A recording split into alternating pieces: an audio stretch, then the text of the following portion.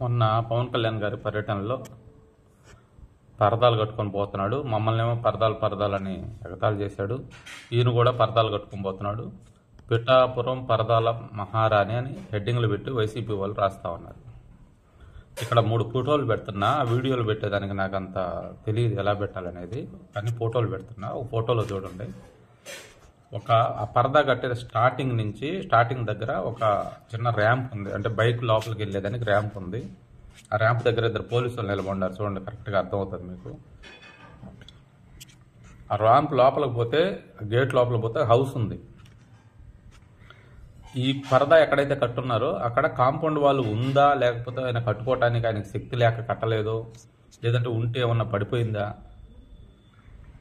నాకు తెలిసి అక్కడైతే హైట్ ఉంది, కనీసం బేస్మెంట్ అయినా ఉంది, లేదంటే కాంపౌండ్ వాళ్ళు పడిపోయినా ఉండాలి. ఎందుకంటే అక్కడ నిలబడిన పరదా వెనక నిలబడిన జనాలు అంత హైట్, అంటే నాకు తెలిసి వాళ్ళ స్టమక్ నుంచి పైకి ఉన్నారు వాళ్ళు. అంటే కింద ఏదో హైట్ ఉంది, దాంట్లో కింద హైట్లో నిలబడి అలా చూస్తున్నారు వాళ్ళు.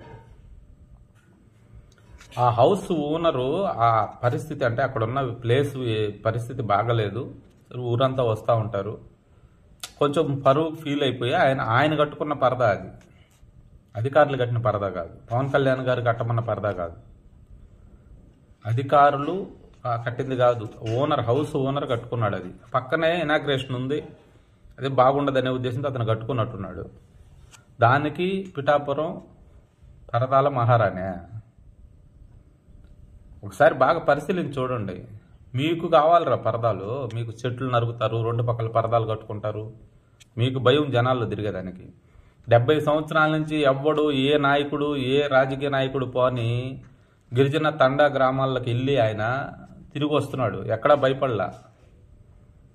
ఒకడో 2 పోయినా వాళ్ళని లేపేశారు, గుర్తుందో లేదో చూడండి ఒకసారి. కానీ ఆయనకు ఆ భయం లేదు. ఎందుకంటే ఆయనలో ఉన్న నిజాయితీ అది. ఆయన నిజాయితీగా ఆయన కాడ ఉన్నది ఖర్చు పెట్టుకొని పనిచేసే నాయకుడు ఆయన. రాష్ట్రాన్ని, ప్రజల్ని అక్రమంగా దాచుకునే వాళ్ళు మీరు. మీకుంటుంది భయం. ఆయనకేం భయం లేదు జనాల్లోకి పోవటానికి. ఇంకొకసారి ట్రోల్ చేసేటప్పుడు కొంచెం అక్కడ పరిస్థితి ఏందని అవగాహన తెచ్చుకొని ఒకసారి బాగా పరిశీలించుకొని ట్రై చేయండి, బాగుంటుంది.